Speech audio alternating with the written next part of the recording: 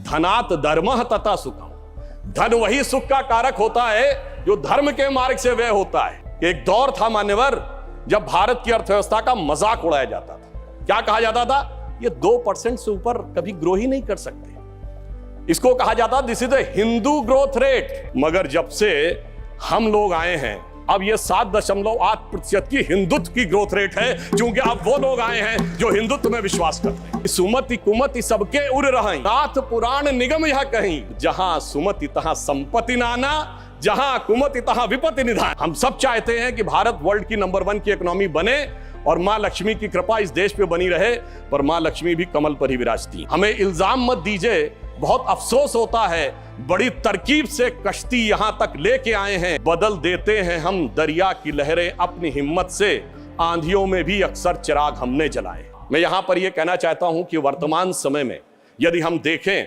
तो हमने उस जिम्मेदारी का निर्वाह किया है कि गरीब के पास जरूरत पड़ने पे जीवन की आवश्यकताएं भी रहीं, विकास के नए सोपान भी बनते रहे, रेलवेज का मॉडर्नाइजेशन हो, 90% से अधिक इलेक्ट्रिफिकेशन हो गया हो, 70 से अधिक एयरपोर्ट बन गए हो, भारत चीन सीमा के ऊपर हैवी इंफ्रास्ट्रक्चर का निर्माण हो, वो भी किया है, कोविड वैक्सीन भी सबके लिए उपलब्ध कराया है। और इसके बावजूद आज पहली बार ऐसा मौका है जब G20 और G7 कंट्रीज में हम दुनिया में सबसे बेहतर स्थिति में नजर आ रहे हैं। मुझे लगता है कम से कम ईमानदारी से इस बात को समझने का प्रयास करना चाहिए। परंतु ये जानते हैं क्यों हुआ है?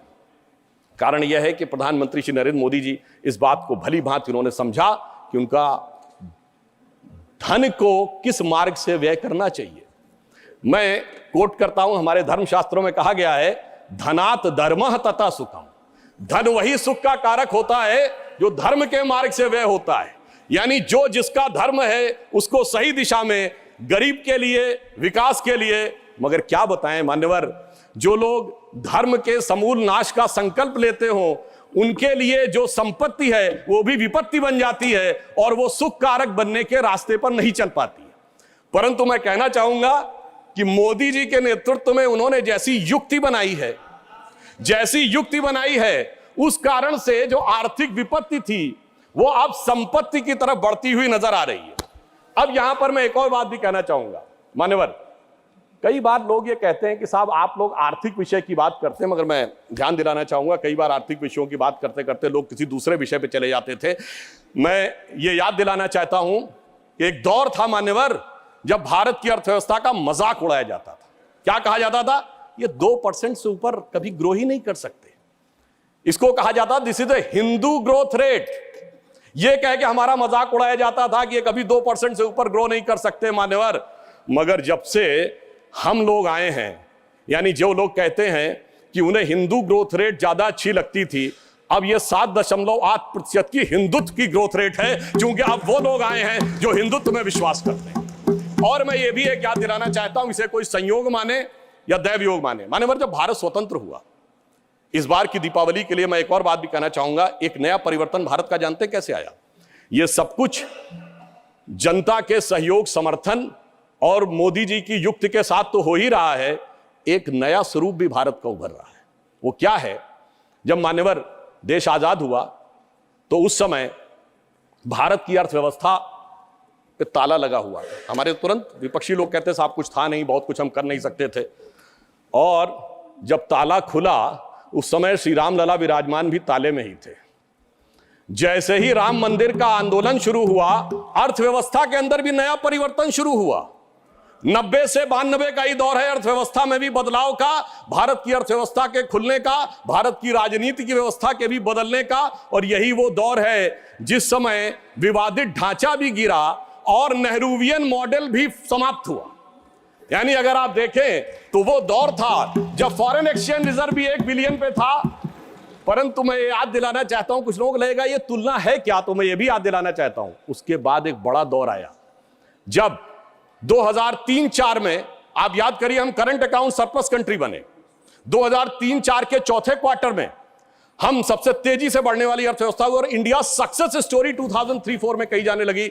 यही वो दौर था जब खुदाई हुई और 70 खंबे निकले थे, जहां से साबित हो गया था कि श्री राम लला विराजमान के पास ही वो मंदिर है। अब आप आइए साहब, उसके बाद 2019 में जब जजमेंट आया तो तब 1 बिलियन था, जब खब्बे निकले तो फॉरेन एक्सचेंज रिजर्व 100 बिलियन था, अब मोदी जी के नेतृत्व में 500 बिलियन पहुंच गया। और इतना ही नहीं मान्यवर, अब जब राम मंदिर बनने जा रहा है तो हम 5वीं बड़ी अर्थव्यवस्था है, चौथे बड़े स्टॉक एक्सचेंज है, तीसरे बड़े ऑटोमोबाइल मैन्युफैक्चरर हैं, दूसरे बड़े मोबाइल के मैन्युफैक्चरर हैं, इंफ्रास्ट्रक्चर में इन्वेस्ट करने वाले हम नंबर 1 के देश हैं, और चांद के छूते कोने को छूने वाले देश भी बन गए।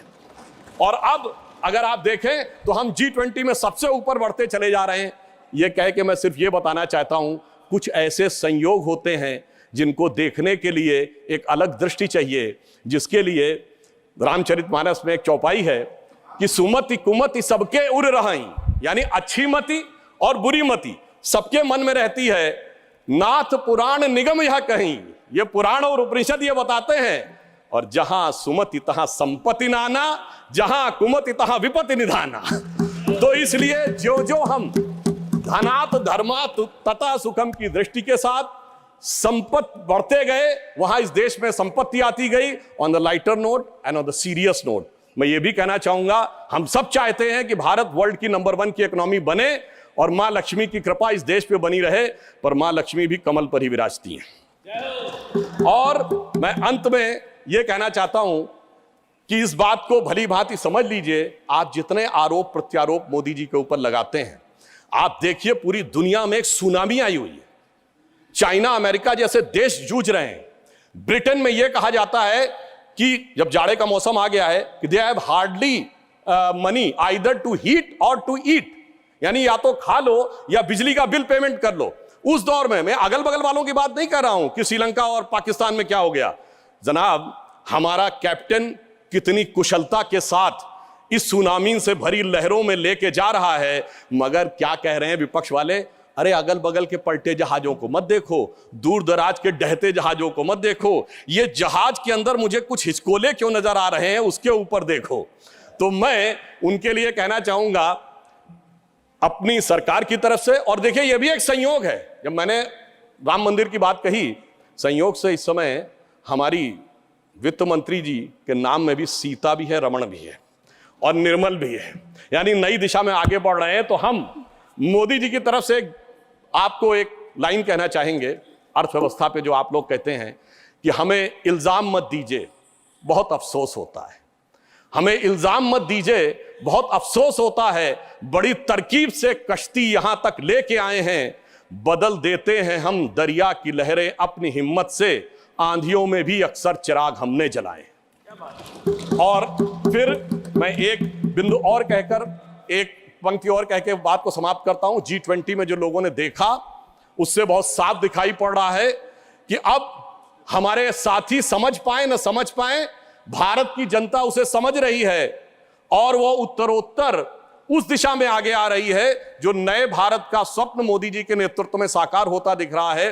तो मैं ये कहता हूं कि स्वप्न देखा था कभी, वो आज हर धड़कन में है। हम अर्थव्यवस्था के जो स्वरूप में जा रहे हैं, स्वप्न देखा था कभी, वो आज हर धड़कन में है। एक नया भारत बनाने का इरादा मन में है और बढ़ रहे हैं हम प्रगति की ओर, उस रफ्तार से कर रहा है विश्व भी हमको नमन उस पार से। धन्यवाद।